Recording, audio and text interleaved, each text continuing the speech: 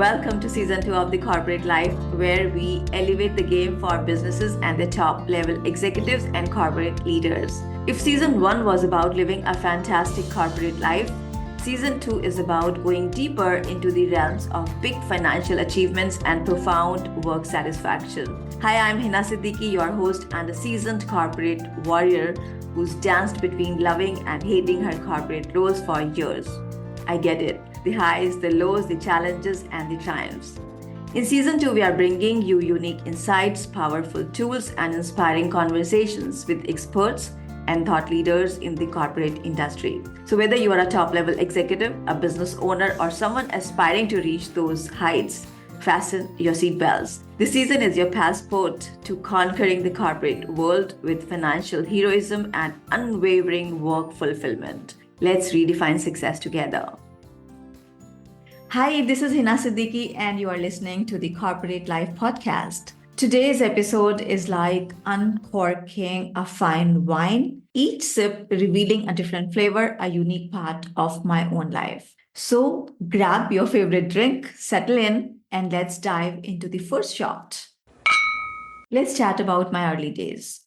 When I talk to people, most of them say that childhood was their best time, but that wasn't true for me. I grew up in an Indian middle class family, and it definitely wasn't a fairy tale. It was more like witnessing my parents struggling with their day to day financial life, fighting over money. Life wasn't all sunshine. Of course, we were not starving, but life was still a daily grind. Little me learned that money doesn't come easy. It's really hard to make money. Money doesn't grow on trees, and rich folks, well, they're all selfish. They take advantage of others. The way they show in those old movies. That's the world I knew as a kid. I don't know if you have seen and experienced anything of this sort in your childhood, but most of us have. And what we learn and absorb during this tender age, it sticks with us and keeps impacting our reality until we make a choice to change our story. This is the time when we create a good or bad relationship with money. The most common is money comes with hard work. Yes, money comes with hard work. Maybe because a handful of people who wanted to control the rest of the population and who knew that money comes effortlessly in the universe of abundance injected this lie into our DNA that we need to do a lot of hard work to make good things happen, to earn our bread and butter, to make money. And we believed them. And we still believe that misleading idea that it's all about massive hard work. We can't even believe that money can come the easy way. And no surprise that we make everything hard. Yes, we make making money really hard. Look into the corporate world. People are so used to hustling. It took me years and a few $1,000s on my money mindset coaching to understand that it's not at all true. When I dropped that hard work story from my business, I 10 times my income soon after that. And one more common one is asking for money is not nice. Wanting more money is being greedy. And this way, we build a love hate kind of relationship with money. We want it, but at some level, we don't want it. So there's always an inner conflict, of course, not on a conscious level. No one thinks that he or she is doing self sabotage. It just happens as a normal life condition. Self sabotage meaning that big deal that you were hoping to crack will not happen at the last moment because that inner container will only allow what it can hold. Anything above that won't just materialize just at the last minute when you were hoping for it the most. People self sabotage in different forms, shapes, and sizes. In my corporate days, I used to make a certain amount of money. Then either I would blow it all on stupid things or I would just leave the job and come back to the same original broke situation. That was my classic self sabotage. This continued until recently, and honestly, it comes up even now sometimes. But now I'm aware of this and I crush it the moment I catch it. Now I'm wondering, what is your form of self sabotage? Just think about it. Now let me offer you the second shot. We create a mental image about what we are worth.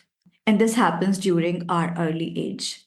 I remember one of my uncles got married when I was about 7. The wedding day, everyone was getting ready to attend the event. My grandmom got me a very nice costume and I wore it.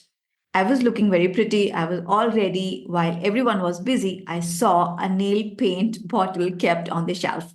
And my little heart wanted to decorate myself even better for the event. So I picked that small bottle and I started painting my nails. And as I was pretty small, I spilled the paint on my dress.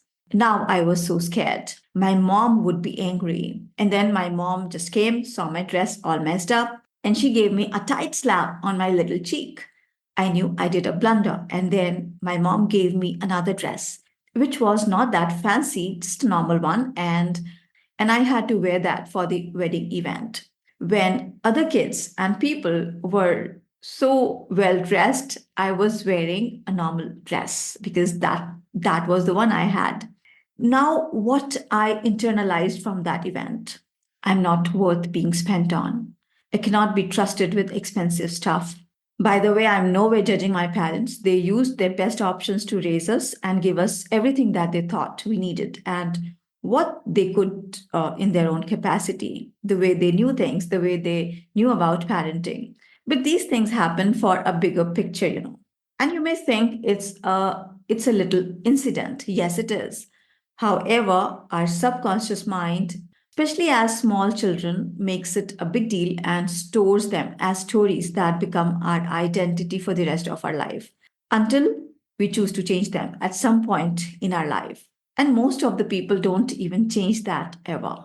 So a big limiting belief got created. I'm not worth it.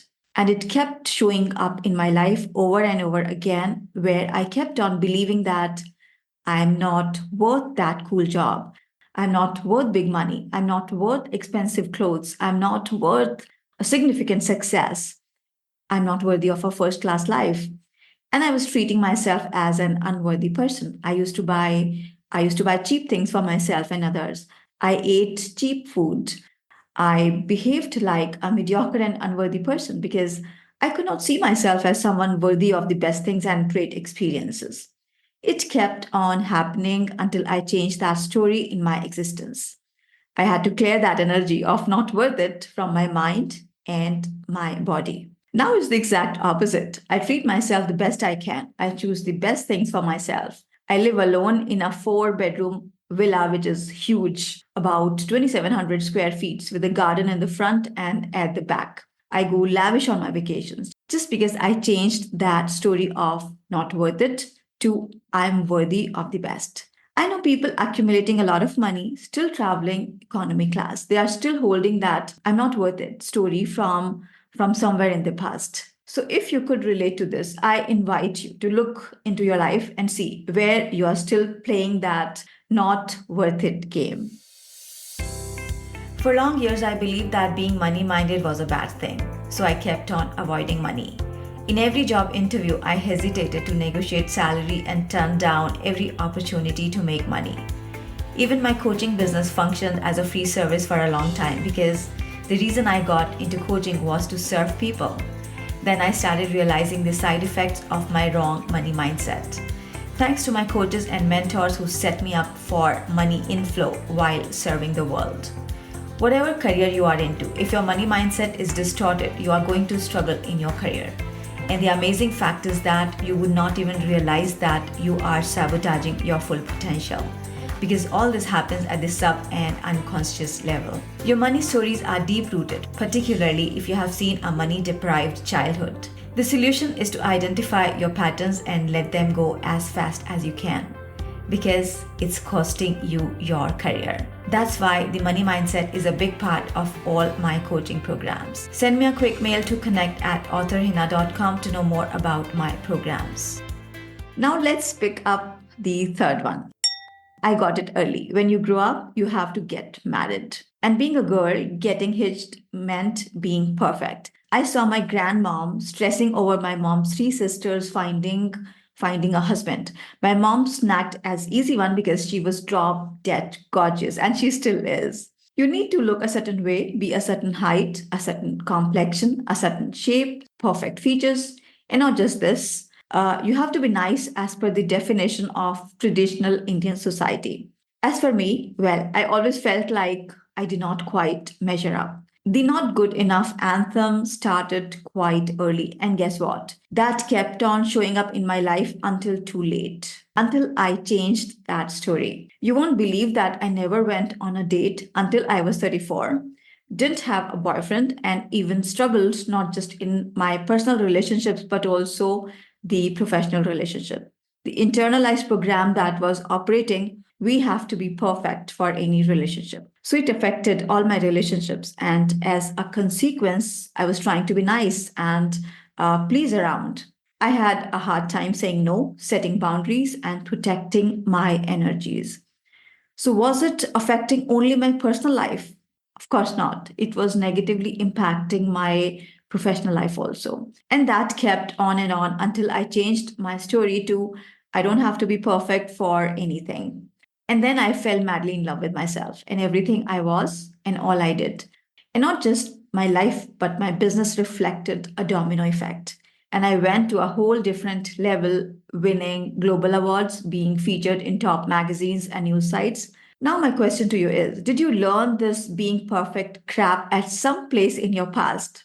And where in your business or career you are trying to be perfect to the extent it's exhausting you, stopping you from taking the right action, causing you to procrastinate on your important projects and tasks, making you harsh on yourself, making you compromise in your personal life.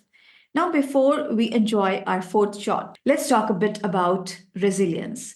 No one's life is perfect, and it doesn't have to be. The lessons we learn along the way make the life journey valuable and interesting. We can either let these early beliefs dictate our story or we can choose otherwise. The struggle is not just about money, it's about breaking free from the shoulds and self doubt. It's about flipping the script. Now, let's have our fourth shot. Society wants us to diminish, keeping us from playing our big, bold game. Why? I'm not sure. Perhaps when we shine our light, people's egos get deflated, or they want us to keep us safe, like our subconscious mind. Or perhaps they see us from their low self worth. They don't think that it's possible to achieve big things. And recently, I created my 2027 Vivid Vision document inspired by the very amazing Cameron Herold. And I have put in there some really big, huge vision that I'm creating in the next 3 years. I give myself permission to achieve things that people have not yet achieved in my family and from around me.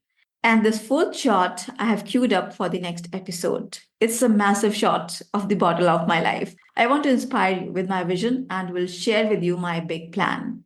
Give yourself permission to own a big mansion, buy that ultra luxury car that you thought it's way too out of your capacity. And finally, let's clink glasses to triumph. The wins, the heck yeah moments, and the milestones after those stormy beginnings. It's not just a personal win, but a nod to rewriting the rule book. I hope these tales brought you closer, made you reflect, or perhaps sparked a memory of your own. Life is like a great wine, complex, full of layers, and worthy of celebration. Remember, every sip has its own story, and every story contributes to the unique blend of who we are. Don't forget to connect with me and let me know which memory of yours got triggered after listening to this episode. And don't forget to tune in the next week because I will be bringing you my fourth, the best shot. That's it for this week. I'll see you next week with my vivid vision of my business in the next 3 years. It's going to be so much fun and exciting, and of course, a ton of inspiration and ideas to use in your corporate life and business. Cheers. If you loved what you heard, don't forget to hit subscribe, share the wisdom, and throw in a cheeky review.